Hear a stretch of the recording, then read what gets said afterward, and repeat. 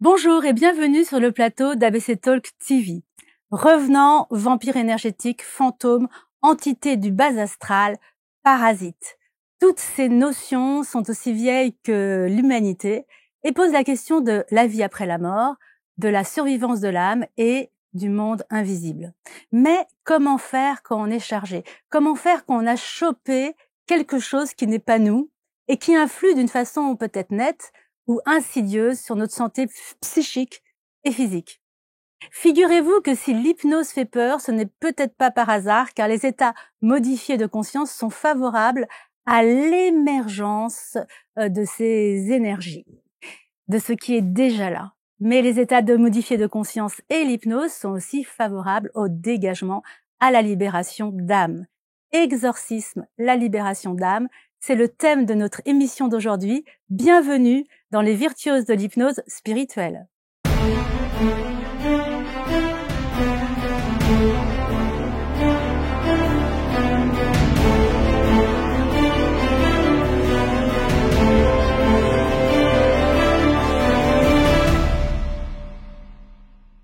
Et sur ce thème très particulier, j'accueille deux virtuoses de l'hypnose spirituelle, Jean-Dominique Chat et Denis Bertrand. Merci d'avoir accepté cette invitation parce que le thème est très spécifique. Ça fait partie du folklore de l'hypnose, de ces choses un peu curieuses et bizarres. Et pourtant, si vous êtes hypnothérapeute et que vous nous regardez, ô combien vous avez besoin de savoir toutes ces choses dont on va parler aujourd'hui. Alors, je présente rapidement. Jean-Dominique, tu as commencé par l'hypnose dans ta jeunesse et le magnétisme, puis tu as vécu d'autres aventures en devenant officier de police et tu es revenu à ces premières amours de l'hypnose, du magnétisme, du chamanisme, du mindfulness et encore d'autres choses. Et tu es prof d'hypnose spirituelle, notamment à l'Institut Synapse, et c'est là que je t'ai rencontré puisque j'ai été ton élève. Voilà. Denis Bertrand, tu es aussi prof d'hypnose spirituelle et tu travailles dans ce qu'on appelle l'entre-deux-vies, en tout cas une vie antérieure et la nôtre. Qu'est-ce qu'on fait entre deux vies? On a consacré d'ailleurs une émission sur ce thème avec Olivier Madelrieux et Elie Pasco que je vous invite à regarder. Merci d'être venu puisque tu pratiques évidemment la libération d'âme. Merci d'avoir accepté de venir et de montrer dans la lumière, d'ailleurs on va parler beaucoup de lumière peut-être aujourd'hui, cette spécificité. Est-ce que ça vous avez pas peur qu'on vous dise « Oh là là, t'es trop bizarre, t'es trop branché, t'es trop… » Ça fait quelques années que je pratique maintenant, donc j'ai balayé toutes ces choses. Effectivement, au début, on entendait pas mal parler de ça, mais mon expérience fait qu'aujourd'hui, maintenant, j'ai toute crédibilité. Et puis, les gens ne me font plus des remarques comme ils faisaient auparavant. Je crois que la société est en train d'évoluer à ce niveau-là. Il y a une quinzaine d'années, quand j'ai commencé, il y avait un regard assez particulier. Aujourd'hui, c'est beaucoup plus ouvert. Avec le chamanisme, avec toutes ces techniques nouvelles, il y a une ouverture d'esprit, une ouverture de conscience. Et c'est le but de ces ateliers. Et toi, Denis, je crois qu'avant d'accéder à cette émission, tu as demandé à ton guide ou la permission d'en parler, c'est ça? Oui, tout à fait. Tout à fait. Je travaille beaucoup avec mon guide, enfin mes guides. Et voilà, donc j'ai demandé l'autorisation naturellement de faire ça. Et mais je vais revenir sur ce que Jean-Dominique disait. Pas de problématique. Il y a moins de problématiques actuellement. Je pense que les gens sont beaucoup plus ouverts. On est dans un changement, dans les mentalités, et que grande ouverture par rapport à ces phénomènes différents. Et donc, il y a eu un moment où tout a basculé, c'est-à-dire entre le moment où on en entend parler pour la première fois, le moment où, ok, théoriquement, comment on fait pour traiter, si ça se manifeste dans notre cabinet d'hypnose, etc. Et puis le moment où peut-être ça bascule et ça devient plus une réalité tangible. J'aimerais bien que tu nous racontes la première fois. La première fois dans mon cabinet, j'avais toujours un doute. Je me disais, c'est peut-être une expression de la psyché. On sait pas, en fait. On sait pas trop. Et puis un jour, une soirée plutôt, j'étais le seul dans mon cabinet. Les deux psys avec qui je partageais le cabinet étaient partis. Et puis vient la dernière cliente de la journée, une femme.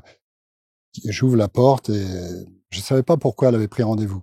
Pas moi qui avais pris le rendez-vous. Et je vois une femme lourde, pesante, qui a la tête penchée et je vois pas ses yeux dans un premier temps. Et je lui dis bonjour, et elle lève la tête douloureusement. Et là, je vois qu'elle a une cataracte devant les yeux. Je dis bon, ok, entrez. Et je lui dis qu'est-ce qui vous amène? Et elle me dit ben voilà, j'ai une entité. Je dis ah, très bien. Et qu'est-ce qui vous fait penser que vous avez une entité? Et elle me dit ben je suis allé au Maroc il y a 3 ans.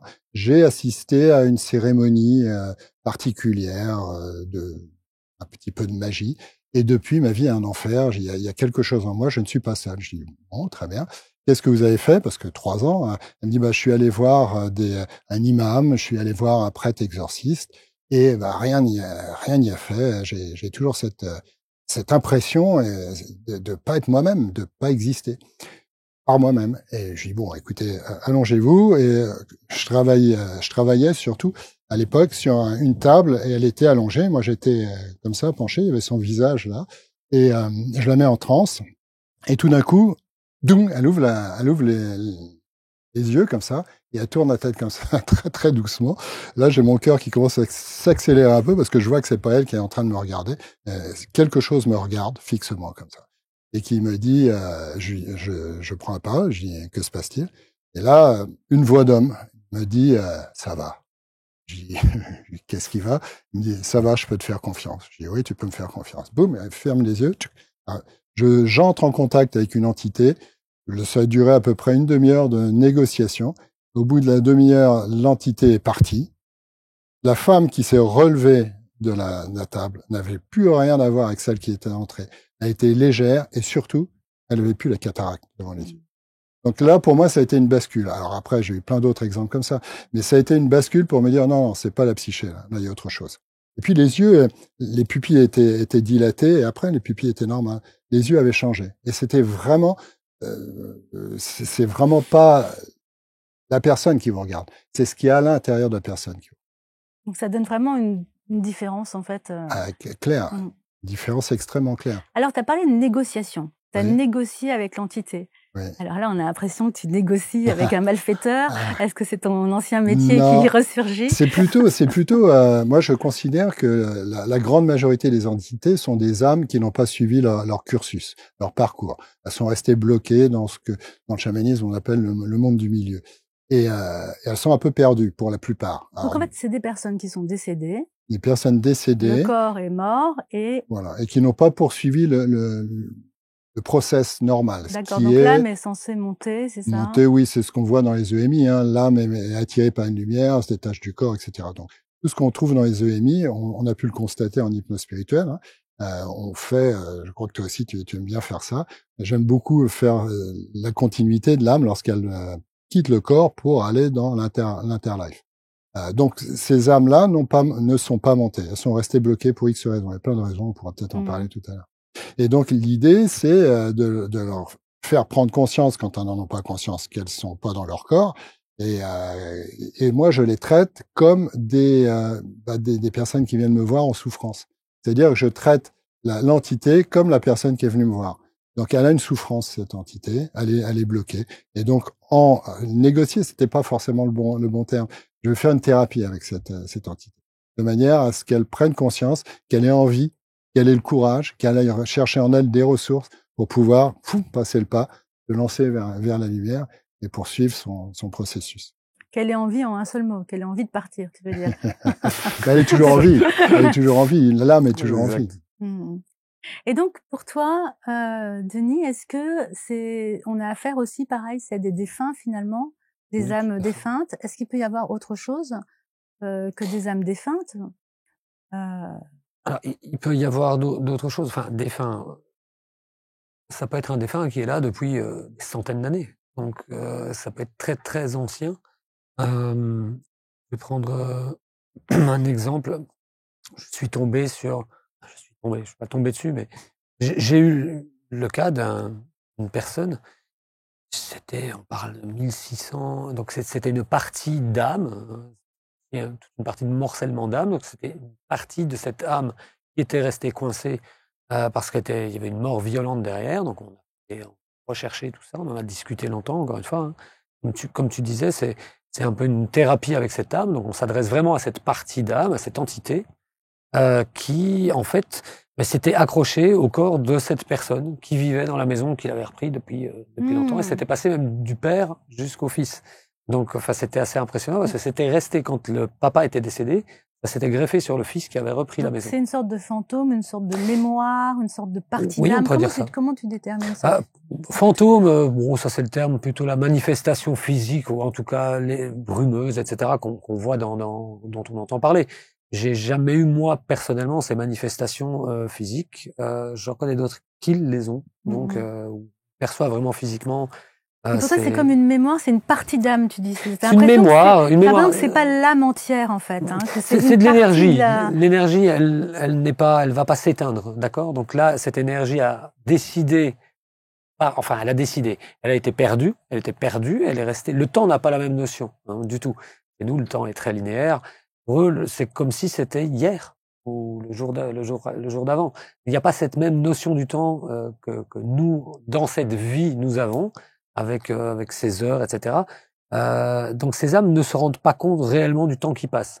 Donc encore une fois, on fait une thérapie pour les aider à accéder à la lumière, à autre chose, à quelque chose de à prendre différent. conscience. Donc là, c'est il y a une négociation peut-être, mais on a l'impression qu'elle voulait partir, ces âmes.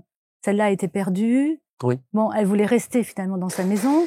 Rester par peur de l'inconnu, de ne pas savoir ce qu'il y a. C'est une question d'éducation finalement. On nous dit pas ce qu'on doit faire après la mort, donc finalement on n'en sait rien. Ouais. Et le jour où on meurt, on ne sait pas quoi faire. Alors que maintenant, grâce à cette émission, on le sait. Quand on meurt, on va dans la lumière. Dans la lumière. Exactement. Alors, qu'est-ce que c'est que cette lumière? Alors, la lumière, c'est un terme. Encore une fois, on va pas s'attacher au mot. La lumière, ça signifie quelque chose qui est pure énergie d'amour. On est dans une claire conscience et une énergie d'amour pure. Alors, la claire conscience, j'aime bien ce qu'en dit le bouddhisme, c'est l'esprit d'avant la pensée. Donc avant toute pensée, il y a une espèce de vacuité. C'est pas la vacuité triste, solitaire, de souffrance. C'est une vacuité d'ouverture où il y a où règne un océan infini d'amour. Donc c'est ça, pour moi, la lumière.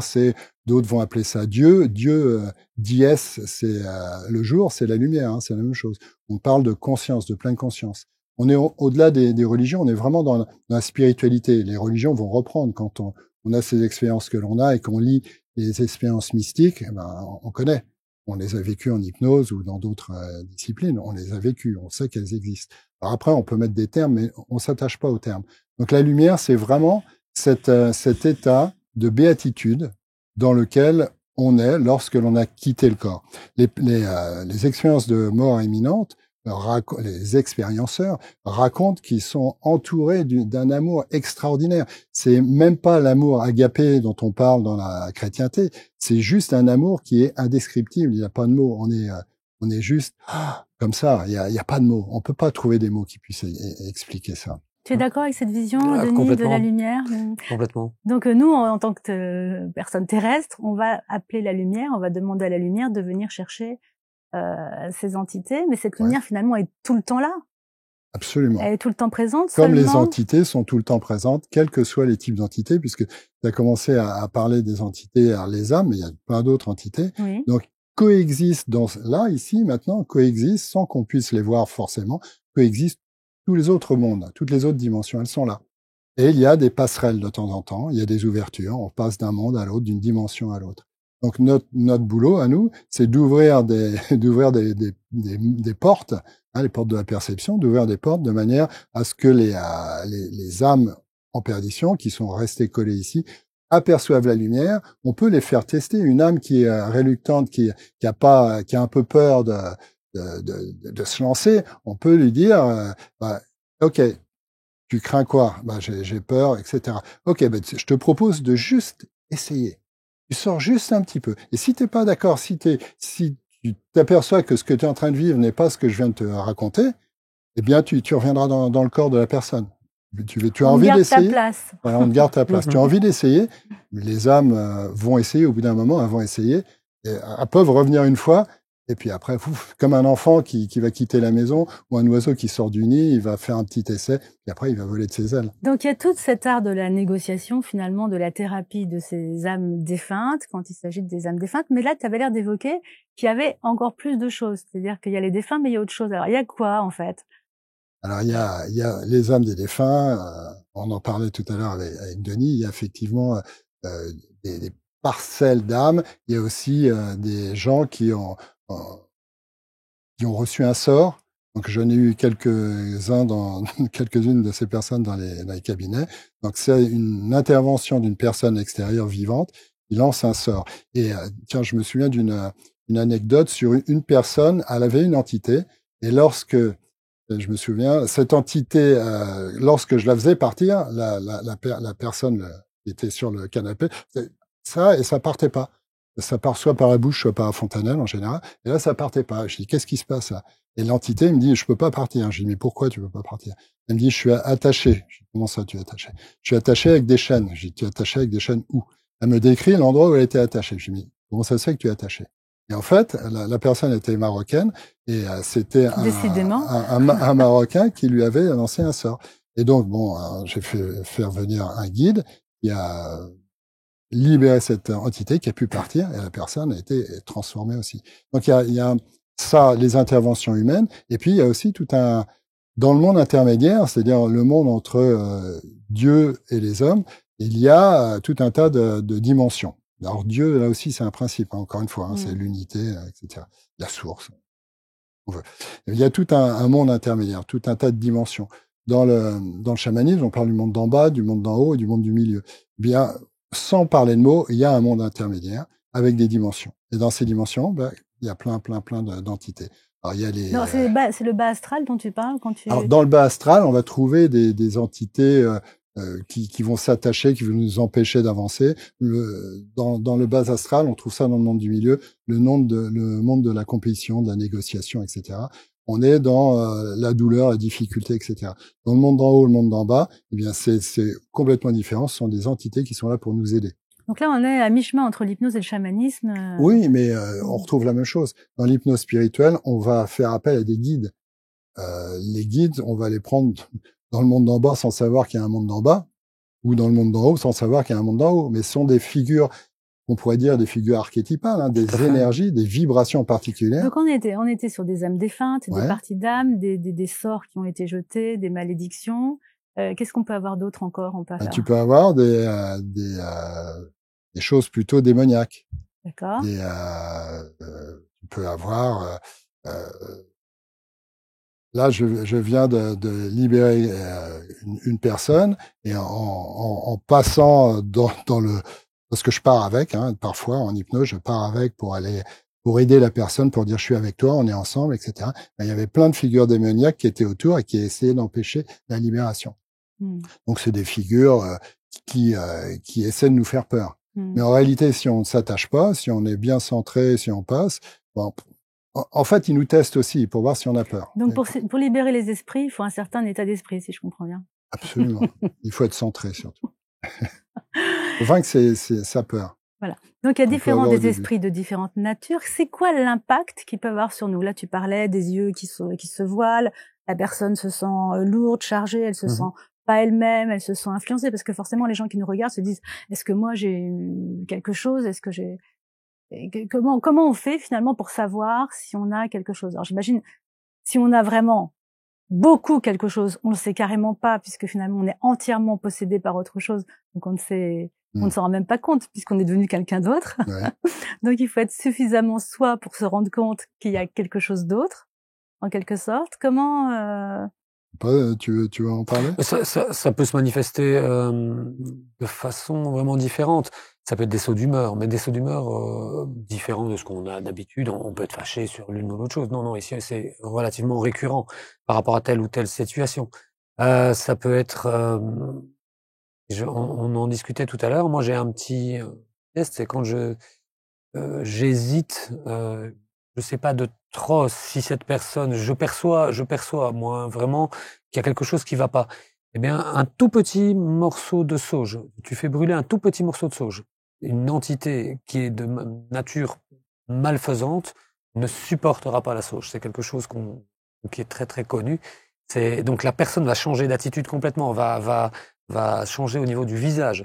Ou quand on va, si on veut vraiment parler d'hypnose, quand tu vas mettre ces personnes en transe et que tu vas donc discuter et que tu te rends compte qu'il y a des blocages qui se font, il y a des mouvements très très forts qui vont se faire, des grimaces très fortes qui vont se mettre en place parce que tu souhaites libérer la personne sans aller plus loin dans un cadre plus classique de libération d'une problématique sous hypnose, et tu vas te rendre compte que c'est très très compliqué, qu'il y a une partie d'elle qui refuse obstinément que les choses changent. Et c'est souvent lié à des entités Donc là, c'est quand la personne est déjà en cabinet, mais les personnes qui nous regardent, comment elles peuvent jauger elles-mêmes si... S'il y a eu un brusque changement d'attitude, par exemple, quelqu'un a été à l'hôpital, a eu une opération, ou a visité quelqu'un à l'hôpital, ou a été près d'un cimetière, etc. Et s'il y a un changement... Alors, qu'est-ce qui se passe dans les cimetières? Parce que dans les cimetières, il y a beaucoup d'âmes en perdition qui cherchent le chemin, qui sont un peu ébahis, qui savent pas... faut voir le film Le Sixième Sens, qui est bien fait à ce niveau-là. L'âme est un peu perdue, elle sait pas où elle est. Alors, dans mon livre sur l'hypnose spirituelle, puisque c'est quand même le moment de le caser, j'ai fait la liste de comment faire pour attraper un esprit voyageur. Alors, c'est pas parce que c'est bien d'attraper, donc c'est pas comment faire, c'est est-ce que peut-être il vous est arrivé ça? Donc, j'ai mis à la suite de chocs émotionnels où il y a une espèce de fragilité psychique qui se crée, donc énergétique. Et donc, comme il va y avoir une brèche quelque part énergétique. Quand on est seul, déprimé, en détresse, on peut avoir comme un appel conscient, inconscient, on se sent tout seul, aidez-moi, aidez-moi, et donc il y a peut-être un esprit qui va se sentir une âme de bon samaritain pour venir aider la personne, parce qu'elle aimerait être moins seule. Peut-être qu'on a joué avec les esprits. Et ça, peut-être que tu peux nous en parler, Denis, parce que je sais que tu as joué à l'apprenti sorcier quand tu étais plus jeune, et que cela t'a coûté cher. Ça m'a coûté assez cher, oui, en effet. En effet. Il y a plusieurs choses. Déjà, il faut savoir que à cette époque, donc à adolescence assez jeune, vers 14-15 ans, on jouait, je mets des guillemets maintenant, hein, avec les tablettes Ouija, on appelle ça. Donc c'est pour ceux qui, pour expliquer un petit peu. C'est redoutable pour attraper des entités. Donc en effet, enfin, je sais pas, mais il s'est passé des choses très étranges déjà à ce moment-là. Donc pour ceux qui ne connaissent pas, soit on prend une petite tablette avec une petite flèche qui va se diriger. Donc en fait vers des lettres de l'alphabet pour recevoir des réponses. Simplement, ça va former des mots. On peut prendre un verre. Nous, on utilisait un verre. Donc on sollicite des esprits là à ce moment-là. C'est ça. Esprit, es-tu là? Si oui, manifeste-toi. Et donc en fait, on pose tout simplement le doigt sur le verre. Alors je déconseille de jouer à ça. J'explique simplement ce que j'ai vécu. Donc à ce moment-là, le verre va se diriger vers différentes lettres pour former des mots, pour répondre à nos questions. Et donc tu as bien déclenché une présence. Alors j'ai déclenché une présence, mais surtout dans ma propre chambre quand j'étais adolescent, en faisant, j'aimais dessiner. Et donc j'ai pris beaucoup de plaisir à dessiner. À l'époque, c'était un dessin d'Iron Maiden. Alors c'est un groupe de hard rock, et donc la Vierge de fer, et c'est représenté souvent par des têtes de mort. Et j'avais pris vraiment beaucoup de plaisir à le faire. Je m'étais appliqué, donc j'y avais mis de l'énergie. Ce dessin, en fait, sans que je m'en rende compte, il a commencé à se passer des choses vraiment étranges à la maison, même des odeurs différentes, beaucoup de froid, des passages de froid qu'il n'y avait pas auparavant. Et un jour, je me retrouve donc, mes parents sortent, je me retrouve tout seul avec mon petit frère et ma petite sœur. Mon petit frère qui a 9 ans moins que moi, donc je suis à l'aise, je regarde la télévision et j'entends un grand boum qui provient de sa chambre. Je me dis, zut, le petit est tombé. Je monte, je vais voir, le petit était bien dans son lit. Rien sur le sol, je me dis, tiens, c'est étonnant, un boom quand même aussi important, un bruit aussi important, je prends pas plus peur que ça. Je me dis, mais il y a quelque chose, et je perçois, il y a quelque chose qui ne fonctionne pas comme on voudrait. Je redescends, ça ne dure pas 5 minutes. À nouveau, un énorme boom. Et tu as fini par sortir de la maison en courant quasiment. Presque. Et tu as attendu tes parents dehors en disant je ne peux pas rentrer dans la maison parce qu'il y avait cette J'ai perçu quelque chose en haut des escaliers, vraiment. Donc c'était donc une maison, c'est-à-dire qu'il y avait des escaliers pour accéder aux chambres. Il y avait quelque chose qui me regardait. Je dis quelque chose, je peux pas dire quelqu'un, mais il y avait réellement une présence était pas bonne du tout. Alors aujourd'hui, si on va voir un psychiatre en racontant tout ça, en France, il va nous dire ça n'existe pas. Vous racontez, c'est dans votre tête que ça se passe. Donc on ne sait pas si c'est rassurant ou pas de dire ça n'existe pas, puisque moi je l'ai perçu. Donc ça veut dire que je suis fou si j'ai perçu quelque chose de cet ordre-là. Bon, je suis chez le psychiatre, ça tombe bien. Par contre, dans d'autres pays, et notamment en Angleterre, les psychiatres bossent de façon avec des hypnothérapeutes ou se forment à l'hypnose, puisque l'hypnose est une voie quand même facile pour régler ce genre de problème et pour justement... alors vraiment, je dis ça aujourd'hui, mais j'ai hésité un petit peu à faire cette émission parce que comme l'hypnose fait déjà parfois peur et on ne sait pas pourquoi, là, effectivement, ça peut faire peur. Mais quand c'est bien fait, d'abord, je trouve que c'est intéressant que les hypnothérapeutes, parce qu'il y en a qui connaissent pas du tout... sachent qu'il peut se passer ce genre de choses et qu'est-ce qu'on fait finalement quand ça se produit. Déjà, un hypnothérapeute ou un thérapeute doit être ouvert. Doit être ouvert à l'expérience et ne doit pas refuser sans avoir expérimenté lui-même. Après, s'il se passe rien quand il le fait, ok, mais ça veut pas dire que ça n'existe pas non plus. Donc, ce qui est intéressant, c'est cette ouverture d'esprit. Et puis, il m'est arrivé quelque chose de similaire. Quand il t'arrive quelque chose, moi, quand j'avais 23 ans, je faisais de l'hypnose avec un Russe qui m'avait enseigné, et il se passait des choses, je ressentais des choses que je pouvais pas expliquer. Et un soir, vers minuit, dans ma chambre, la chambre où j'habitais chez mes parents à l'époque, il y avait mon chat qui se lève et qui s'en va, tout d'un coup, et puis la lumière qui clignote comme ça, et je vais pour l'allumer, pour dire, il y a un courju, il y a quelque chose, elle se stabilise, je me remets au lit, et là, elle se remet à clignoter, et là, le lit et moi, là, bougent comme ça. Donc ça, si un psychiatre me dit, vous avez rêvé ça, je dis, si tu veux, mon ami, mais moi, je l'ai vécu et je sais ce que c'est. En réalité, ce qui est intéressant dans les expériences d'hypnose, c'est notre expérience. C'est pas parce que, ah non, ça n'existe pas, je l'ai lu dans un livre. Moi, je l'ai vécu, donc je sais que ça existe. Ça n'a rien à voir avec l'esprit. Donc là, on est sur des phénomènes paranormaux. Totalement. Et on a reçu Renaud Évrard il y a pas très longtemps sur ce thème, donc dans les Virtuoses de l'hypnose, sur une émission qui s'appelle Esprit, es-tu là? À regarder absolument, donc. Et donc, il y avait aussi cette idée que c'est aussi notre psychisme qui peut fabriquer dans la matière ce genre de phénomène. Ça peut pas fabriquer un lit qui bouge comme ça avec moi dedans, alors que je suis en train de bouquiner un roman. Ça peut pas transformer les yeux d'une personne qui te regarde. Ça peut pas. Par exemple, quand tu parlais tout à l'heure de comment est-ce qu'on peut se rendre compte que l'on est possédé ou pas. Eh bien, on se rend compte parce que on change tout d'un coup. Une femme tranquille, fidèle, tout d'un coup va se mettre à aller voir plein d'hommes différents. Enfin, c'est bizarre. C'est bien ça comme alibi. Je sais pas pourquoi, c'est pas mal comme alibi. Il y a plein de transformations comme ça qui sont vraiment importantes à noter. Je regarde quand vous êtes bien, imagine que tu as une entité, l'énergie de l'entité, elle est là, et la mienne est là. Je suis bien, donc c'est moi qui tiens les manettes de ma vie. Mais je suis fatigué, je suis malade, etc. Je baisse en énergie, et là tout d'un coup, je me mets à dire des choses, je dis mais pourquoi je dis ça? C'est pas moi qui parle. Donc dès que vous vous posez des questions comme ça, il y a un signe, ça serait intéressant d'aller voir un psychothérapeute, un hypnothérapeute. Il y a une petite anecdote qui est intéressante où il y avait une personne, un homme, qui marié avec des enfants et qui dit bon, en fait, je me sens une femme. Je suis une femme dans un corps d'homme. Et c'est plus possible. On parle à sa femme. Il lui dit je vais me faire opérer. Et un de ses amis lui dit mais va voir un hypnothérapeute. Alors l'autre lui dit mais pourquoi? Je suis une femme dans un corps d'homme, c'est tout. Je me suis trompé de corps en venant sur Terre.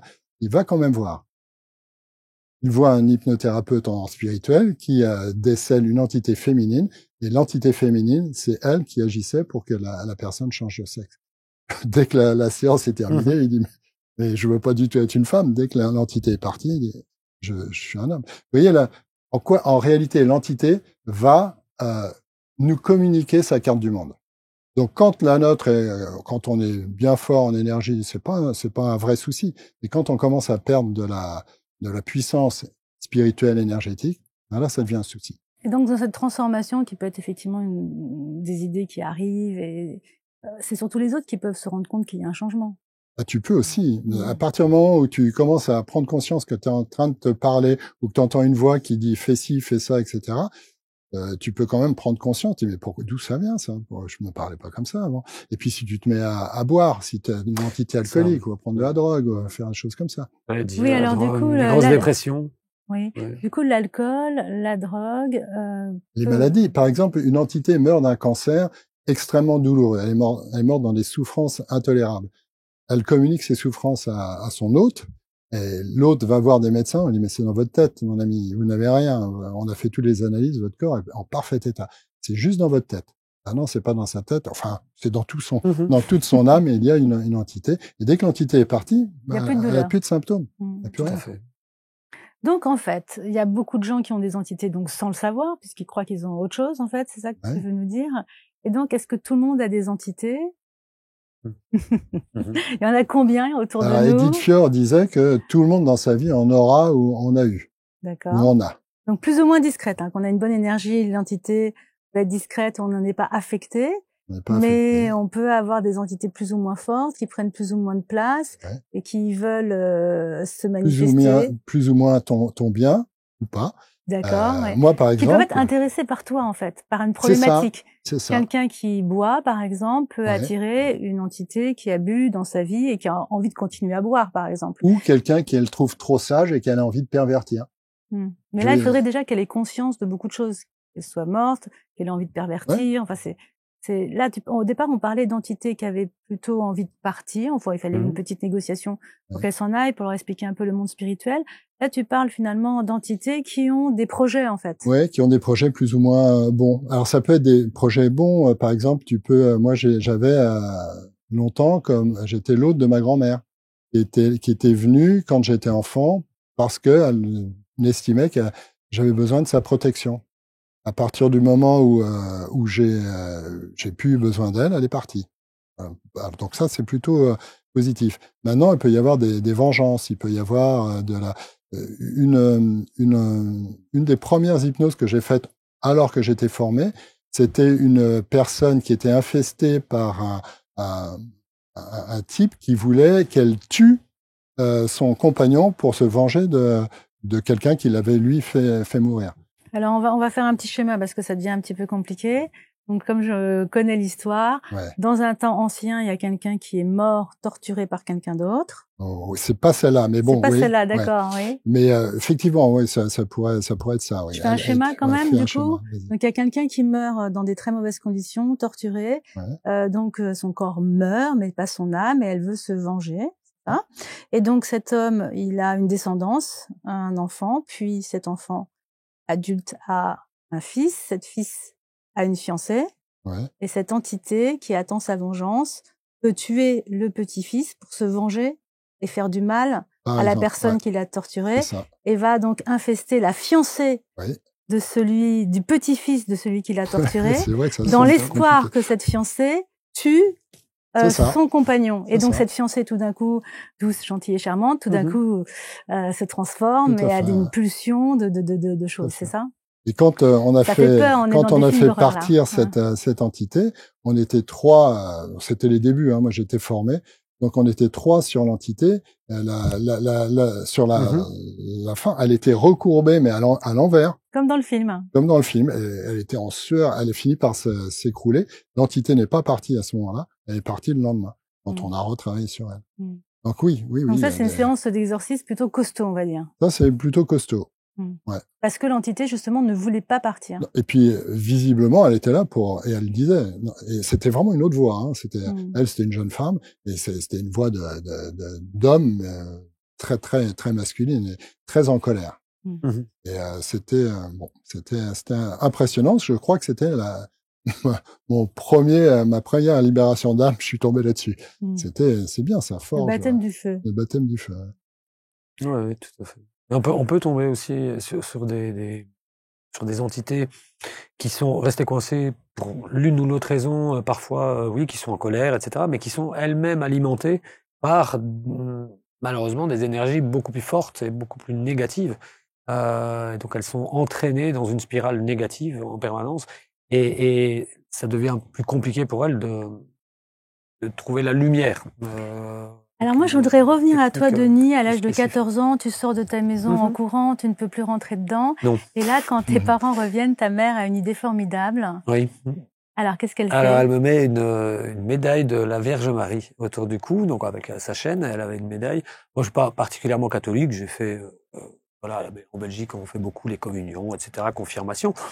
Voilà, je crois pas plus que ça. Mais cette médaille, donc, va jouer un rôle Je protecteur. rentre, oui, et je rentre serein. Alors, comment on explique justement ces figures, même si tu n'y crois pas véritablement à ces figures, comment ça vient créer une protection? Ben, il y a une énergie positive qui en émane. Il y a la croyance de ma maman qui elle-même amène son énergie positive dans cette médaille qui, elle, est très catholique. Il se rend à la messe régulièrement. Et donc, il y a tout cet ensemble énergétique positif qui se met en place autour de moi, qui se met sur moi.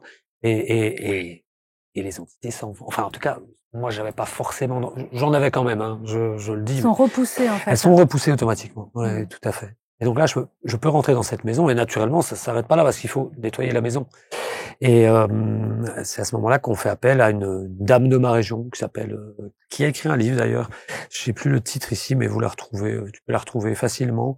C'est Michel Decker, donc une petite dame bien sympathique que Didier Van Covelart cite dans ses différents ouvrages, oui, tout à fait, qui était ami avec elle, et donc qui vient et qui m'a nettoyé la maison, hein, donc qui a fait, et j'entendais, hein, elle est passée donc dans ma chambre, elle est passée par le grenier, elle m'a demandé de l'accompagner dans sa chambre, donc elle récitait, c'était un peu un système c'est des prières, mais c'était un peu une litanie, un mantra, et sans arrêt, et sans arrêt, et sans arrêt.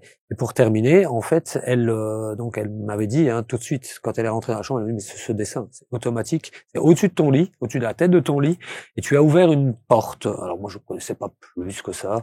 Et elle porte, oui, tu as une porte qui laisse libre accès, en fait, à toute énergie négative. Elle parlait plus d'esprit très négatif, d'esprit très très mauvais. Donc tu les laisses rentrer, en fait, tu as ouvert un point de passage. Ça a été un peu une initiation pour toi, puisque ça, oui, tu travailles aussi maintenant avec des grandes figures de protection. Exactement. Oui, tout à fait. Alors tu vas nous proposer maintenant, et pour tous ceux qui nous regardent et pour tous ceux, un moment de nettoyage, parce que pour peu que vous vous sentiez chargé d'une énergie qui n'est pas la vôtre, que vous en ayez conscience, voilà, ou moins conscience, mais ça peut pas se faire de mal d'être nettoyé. Dans mon livre, il y a encore d'autres cas, justement, qu'on peut attraper des entités, qu'on a subi une opération chirurgicale avec une anesthésie générale, donc quand la conscience a été altérée avec de l'alcool ou d'autres substances, etc. Enfin, voilà, il y a toute la liste.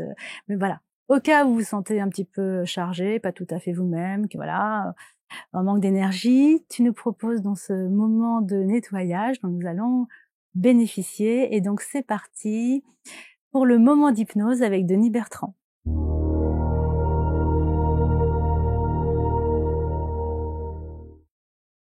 Oh, ok. Voilà, très bien. Donc, alors, je vais quand même mettre un tout petit bémol, il vaut mieux que vous vous sentiez bien énergétiquement quand vous pratiquez cet exercice-là. Parce que naturellement, si vous êtes au plus bas, c'est un peu plus compliqué. Donc, essayez d'être à un moment, soit le matin, vous vous sentez bien réveillé, ou à un moment dans la journée, peu importe, quand vous vous sentez bien énergétiquement. Ça va?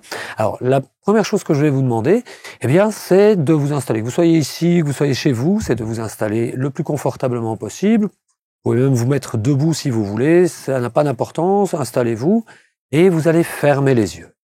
Voilà, le fait de fermer les yeux, eh bien, va vous permettre de couper les stimuli visuels et vous restez bien le plus confortablement possible. Vous centrez tout votre corps sur votre énergie interne. Voilà. Vous allez prendre une grande inspiration maintenant et en soufflant, en expirant, permettez-vous de relâcher toute tension. Voilà, très bien. On prend une seconde grande inspiration. Sur le souffle à nouveau, on relâche toute tension mentale et musculaire. Et on va faire ça une dernière fois. On prend une grande inspiration. Et sur le souffle, on relâche à nouveau absolument tout. Absolument tout. Vous laissez aller tous les muscles de votre corps. Et si vous êtes en position debout, vous relâchez tous les muscles de votre corps, sauf les jambes qui restent bien en position, bien stables. Très bien. Et je voudrais maintenant que vous laissiez remonter à votre mémoire un souvenir très agréable, uniquement agréable, lié à l'amour, à la joie. Peut-être même le souvenir le plus agréable que vous ayez jamais vécu, lié à l'amour ou à la joie. Un souvenir où vous avez vécu profondément ce sentiment d'amour. Ça peut être lié à une personne, à un moment spécifique d'amour. Prenez quelques secondes pour laisser émerger ce souvenir très agréable avec tous vos sens. Voyez, percevez, ressentez, entendez même peut-être ce souvenir à l'intérieur de vous. Et surtout, prenez conscience de votre ressenti d'amour, de cette joie liée à ce souvenir. C'est un peu comme une force intérieure qui grandit de plus en plus, seconde après seconde. Laissez grandir ce souvenir, cette joie, cet amour. Il peut se transformer même en lumière. Laissez-le grandir de plus en plus et de plus en plus, seconde après seconde, pour qu'il vous emplisse totalement, complètement. Vous êtes très serein. Et cette énergie d'amour, vous allez encore la faire grandir maintenant. Comme je vous l'ai dit, un peu comme une boule de lumière. Ça peut être une boule de lumière jaune, une boule de lumière blanche, peu importe. Mais imaginez que vous avez là, à l'intérieur de vous, une belle boule de lumière. Une boule de lumière magnifique, une boule de lumière d'amour. Et elle s'étend de plus en plus à l'intérieur de vous, mais maintenant aussi vers l'extérieur de vous. Et visualisez à présent toutes ces énergies d'amour qui grandissent encore et encore, au point de devenir immenses, immenses, un peu comme un soleil incandescent qui part de vous-même et qui remplit tout l'espace tout autour de vous, et même peut-être bien au-delà de cet espace autour de vous.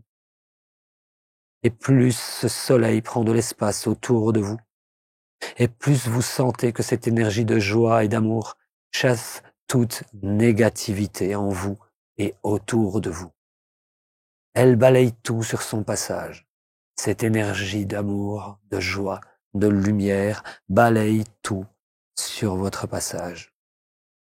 Peut-être même que vous pouvez visualiser toutes ces négativités du lieu ou de la personne sur qui vous travaillez qui disparaissent. Peut-être même que vous pouvez imaginer, faire comme si, à l'intérieur de vous, il n'y avait plus aucune négativité. Tout devient joie, amour et lumière. Et s'il reste encore quelques parcelles de négativité autour de vous, maintenant vous allez les visualiser, peut-être comme des petites taches sombres. Et mentalement, vous allez faire le geste de les projeter où vous le souhaitez. Ça peut être vers le centre de la Terre, ça peut peut-être les balancer à gauche, à droite, en haut, en bas. Regardez-les disparaître de plus en plus. Elles sont détruites par cette magnifique énergie qui émane de vous et qui s'étend encore plus maintenant.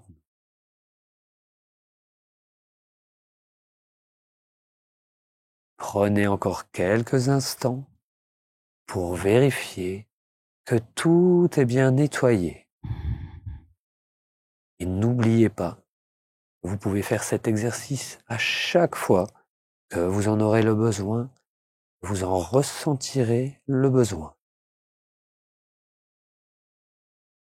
Ressentez l'équilibre maintenant en vous et autour de vous. Et vous allez pouvoir compter avec moi, mentalement de 1 à 5. Quand vous arriverez à 5, vos yeux seront bien ouverts. Vous serez de retour ici et maintenant, bien éveillé, vous sentant encore bien mieux qu'auparavant. 1, vous ressentez cette bonne énergie. 2, vous allez la conserver avec vous pour tout le restant de vos activités. 3, Voilà, vous éveillez de plus en plus 4, vos yeux, tous vos systèmes musculaires est de plus en plus actifs. Et avec le 5, à votre rythme, vous ouvrez les yeux. Quand vous ouvrez les yeux, vous êtes de retour ici et maintenant. Merci pour ce nettoyage à base du produit universel, l'amour. Et voilà, c'est le produit universel. L'amour que l'on peut, qu'on a éprouvé, que l'on peut retrouver, en tout cas, ce sentiment intérieur. Tout à fait. Et le diffuser de l'intérieur vers l'extérieur, en fait. Hein. Exact. Ce qui permet de repousser à l'extérieur tout ce qui serait pas nous, tout ce qui ne serait pas dans l'amour, en fait. En tout à fait. sorte. Et la seule limite, c'est celle que vous vous donnez. Vous pouvez étendre ça sur 100 mètres, sur 1 kilomètre si vous le voulez. Et tout dépend de votre capacité à projeter votre amour. Alors maintenant que nous sommes bien nettoyés, il faudrait pas de nouveau que d'autres choses soient attirées par l'amour que l'on dégage aussi, qui aurait envie d'en profiter. Alors comment on fait pour se protéger? Alors cette méditation, elle est une protection en elle-même, parce que lorsqu'on irradie l'amour, eh bien ça fait blocage. On peut même imaginer, et ça c'est un des protocoles que je fais. On crée un manteau, un cocon, une cellule de protection, une sphère de protection autour de nous, comme tu viens de le faire. Et on peut imaginer que tout ce qui tenterait d'entrer à l'intérieur soit complètement transfiguré par le contact de l'amour pur. En réalité, ce que tu viens de dire, on peut imaginer très bien un être humain en train de marcher avec cette aura lumineuse d'amour, et tout ce qui touche est transmuté, transfiguré, devient là aussi de l'amour pur. Donc c'est un cadeau universel qu'on peut faire. C'est une très très belle protection. Alors après les protections, on peut très bien imaginer un manteau. On prend une cape, un manteau qu'on prend, une réelle cape qu'on met, comme les moines, les prêtres, etc., ont un habit de protection, un habit où on passe du profane au sacré. Par cet habit-là, on est dans le sacré, on est donc dans une protection. On peut se protéger avec une médaille, une amulette, avec des prières, dès qu'on se sent menacé, on peut prier, alors quelle que soit la religion. Hein. Bien sûr. La puissance de la prière dépend de la puissance de la foi de la personne. Si la personne a réellement une foi, sa prière est habitée, elle va vibrer. Si je dis « je t'aime », comme on dit souvent en Angleterre, « love you », il n'y a rien dedans. Mais si on regarde la personne et on dit « je t'aime » avec le cœur, là c'est habité, là il y a une vibration. Donc si on fait une prière avec la vibration du cœur, de l'amour, là ça transfigure les choses autour de nous, et puis nous, ça nous maintient en sécurité. Donc ça, il y a également, je vais parler des amulettes, on peut d'abord protéger aussi sa maison, hein, de la même manière, c'est-à-dire qu'on va mettre sa maison dans une sphère dans laquelle rien ne pourra entrer, rien qui ne soit pas d'une lumière au moins égale ou supérieure à la nôtre, lumineuse. On peut inviter. Alors, ce qui est vraiment intéressant, c'est d'avoir une structure, d'être bien centré et de dire « je suis maître chez moi ». J'invite qui je veux. Et je fais sortir qui je veux quand j'ai plus envie. Je suis maître chez moi. Un petit peu comme si on était une reine dans un château. Et voilà, c'est nous qui ouvrons les ponts-levis pour inviter les gens. Et quand on en a assez des gens, on dit dehors. Et puis on a une armée à notre disposition. Il y a également bien les guides. Moi, je travaille avec mes guides constamment. Donc, quand je suis dans les soins, il y a moi et il y a les guides. Et le plus efficace, c'est pas moi, c'est les guides. Ils sont bien supérieurs à moi au niveau énergétique. Mais je suis là comme instrument parce que je suis physique, une vibration plus lourde. Mais ils se servent de moi. Les guides sont là pour nous protéger. Bon, ceux du monde d'en bas, ceux du monde d'en haut, pour ceux qui connaissent. Mais des archétypes comme ça. Je crois que toi, tu travailles avec un archétype très puissant, hein, Michael. Donc, les anges, etc. Tout ça sont des protections. On peut, je pense aussi à la prière de Saint Patrick lorsqu'il est allé en Irlande pour convertir les gens. Il marchait et il disait Christ devant moi, Christ derrière moi, Christ à ma droite, à ma gauche. Et moi, je rajoute Christ en haut, Christ ou ce qu'on veut, hein. Christ en haut, Christ en bas, Christ dans ma verticale, dans ma largeur, etc. C'est une très très bonne protection. C'est une très très bonne protection. Et donc là, on peut passer à travers n'importe quoi. L'idée, c'est d'être toujours centré. je suis centré et je sais qu'en fait, ça peut rien me faire si je suis centré. Si je suis centré dans l'amour, dans tout ça, ça peut rien faire. Ça va passer, mais faut pas que je m'y attache. Hein, le bouddhisme décrit bien ça. Pas d'attachement, ni attraction, ni répulsion, ni indifférence. Je passe sûr de moi parce que je suis sur le bon chemin, je suis centré. Et donc, ça va passer, comme la perle de mercure qui va passer à travers les poussières sans jamais se charger de poussière. Bon, c'est la même chose là, on est vraiment protégé.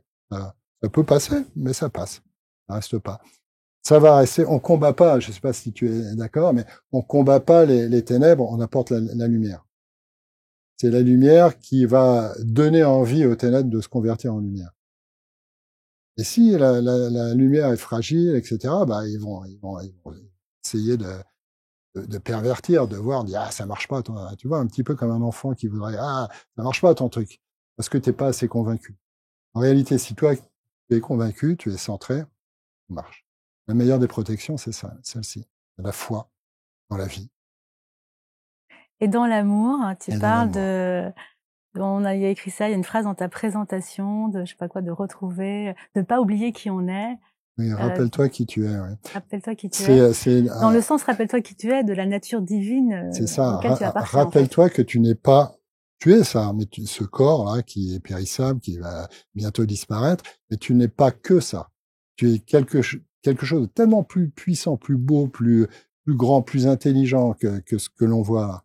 Quelque chose qui n'est pas limité par notre cerveau. J'écoutais un podcast qui reprenait dans des pourcentages différents ce que je savais déjà.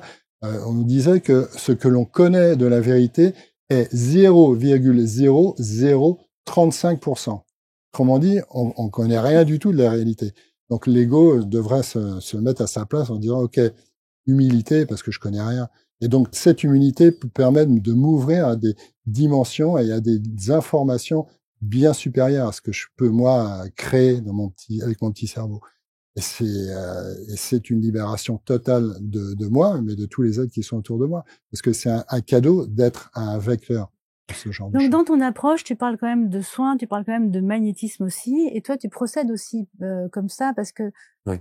tu me disais hors antenne que tu voyais des taches plus sombres dans l'aura des personnes et qui te permettaient aussi de te repérer. Oui. Oui. Oui, de manière générale, oui. Donc là, on s'approche un peu d'une autre dimension. C'est pas l'hypnothérapeute, c'est l'hypnothérapeute évolué, puisque là, on a des visualisations, là, on a une sensibilité énergétique depuis de fort nombreuses années. Ne fait pas de l'hypnose spirituelle qui veut, parce qu'il faut quand même maîtriser quand même pas mal de... Qu'en penses-tu? Qu'en pensez-vous? Oui, je suis d'accord avec toi. Alors, disons que moi, ça s'est plus manifesté à partir du moment où j'ai fait mon propre voyage spirituel. Hein. Donc là, j'ai été convaincu de plein de choses. Eh bien, c'est comme si c'était devenu naturel que je perçoive... mais je ne le perçois pas tous les jours, ça serait presque handicapant. Donc, mais par contre, si je me laisse aller, parce que c'est pas se concentrer, c'est plutôt le contraire, c'est tout laisser aller. Oui, alors c'est bien plus simple. Et à ce moment-là, on peut percevoir, même sur le corps physique. Hein, donc il n'y a pas que l'aura. Je travaille principalement sur l'aura, mais on peut percevoir sur le corps physique, c'est plutôt au niveau des sensations. Moi, je suis assez kinesthésique, mais même en passant juste au-dessus, on se rend compte qu'il y a des points de douleur, des points de chaleur qui sont pas au bon endroit. Et on sait qu'il peut y avoir, alors soit c'est un problème d'un organe malade, mais il faut savoir que les entités peuvent s'attaquer d'une manière organique également. Hein. Donc, et en nettoyant ça, de manière générale, ça... Alors moi, j'ai une question un peu énergétique, justement, parce que tu disais les entités s'en vont par la bouche et par le chakra couronne, en fait. Et est-ce que ça passe par le praticien? Est-ce que l'entité, quand elle s'en va, passe par le praticien ou pas? J'ai juste une petite anecdote en formation où j'avais deux salles. Je m'occupais de 2 salles en même temps. Et donc, il y avait une vingtaine de personnes qui pratiquaient. Et j'étais un peu fatigué. C'était la fin des 8 jours. J'étais un peu crevé. Et là, je descends dans la salle du bas et je vois un grand costaud qui était avec une petite jeune femme. Et le grand costaud était très habité par quelque chose de violent. Et là, je dis, bon, laisse-moi la place, je me mets en face. Et là, je lui dis quelque chose qu'il ne faut jamais faire. je me mets en face, je le regarde dans les yeux et je lui dis « Tu sors tout de suite et tu rentres dans mes yeux !» Ah bon? Oui, parce que je voulais l'éjecter moi-même. Et D'accord. là, le gars, il est comme ça, et il est tombé, il s'est évanoui. Et après, je me dis, mais qu'est-ce que je viens de faire comme bêtise? On ne fait pas des trucs comme ça. Donc, l'entité, elle passe pas par nous. Elle ne va pas passer par nous. Je connais quelqu'un que tu connais. Tu veux dire, elle est partie directement? Tu lui as fait peur, elle est partie? Elle est partie après. Il s'est évanoui. D'accord. Et après, je l'ai traité normalement. Après, j'ai pas refait la même chose. D'accord. Donc toi, pour répondre à la question, tu penses que au moment du décagement, ça ne passe pas Ça par. ne passe pas par nous. T'es Ça ne sûr de doit ça? pas, ah bah, ça doit pas passer par Parce nous. que on peut ressentir une certaine tristesse, par exemple, quand à un moment de passage d'une entité qui s'en va. Quand toi, tu es une entité et qu'elle s'en va. Non, non, en tant que praticien. Ah, moi, ça m'est jamais arrivé. D'accord, ok. Ça t'est arrivé apparemment. Ouais. Donc, mais je connais quelqu'un que tu connais qui a voulu libérer son mari d'une entité. Elle a pris, elle s'est chopé l'entité. Elle a dit bah toi tu peux pas, bah viens sur moi plutôt. Et c'est moi après qui ai traité cette. Donc ça quand même ça peut se déplacer d'un corps à l'autre. Ça peut sauter d'un corps à un autre, absolument. Ça s'est fait parfois dans une formation où il y avait, je dégageais de l'entité, elle part pas vers la lumière, elle part dans une autre personne qui se met à hurler, j'arrive, je la dégage, elle part vers une autre, etc. Jusqu'à temps que j'arrive à la... Une formation folklorique. Oui. C'est un commentaire là-dessus? Il faut vraiment éviter que ça passe par nous, oui, en effet. Donc moi, tu parlais des protections tout à l'heure. Mes stagiaires qui vont écouter vont rigoler parce que je le raconte toujours. J'ai une armure et j'ai on apparaît ici. J'ai une tour Eiffel.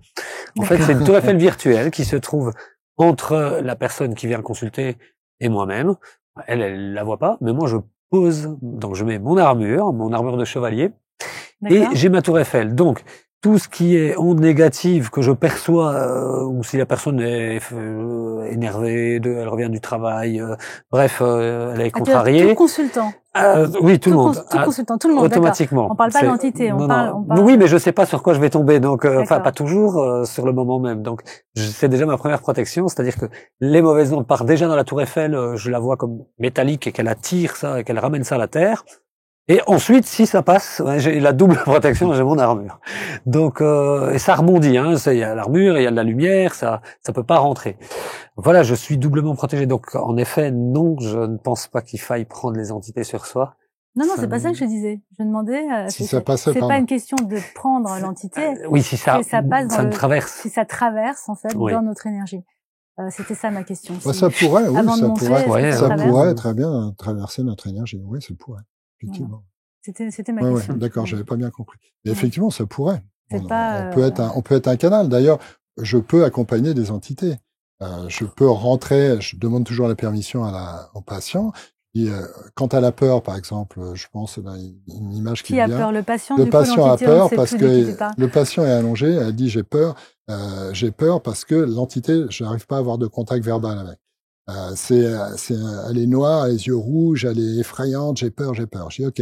Est-ce que vous voulez, alors d'abord je lui propose d'autres choses, et enfin je lui demande est-ce que vous voulez que je vienne avec vous elle me dit oui s'il vous plaît. Donc je viens avec vous. Alors, et je lui dis je vais avec parce que alors je lui demande l'autorisation d'entrer dans son âme pour aller l'aider à dégager. Et avec quoi tu entres dans son âme comme ça?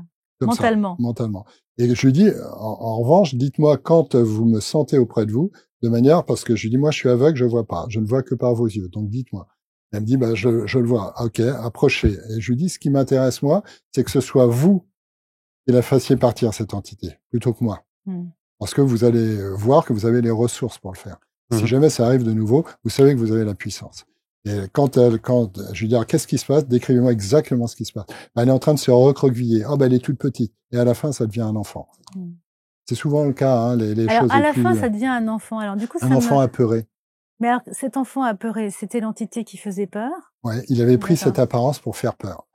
Mais c'était une partie d'elle psychique ou c'était vraiment un élément extérieur? Là, c'était un élément extérieur dans cette. Okay. Mais ça me fait penser au poème de Goethe quand il dit peut-être que tous les dragons de notre vie ne sont que des princes et des princesses qui n'attendent de nous que de nous voir courageux.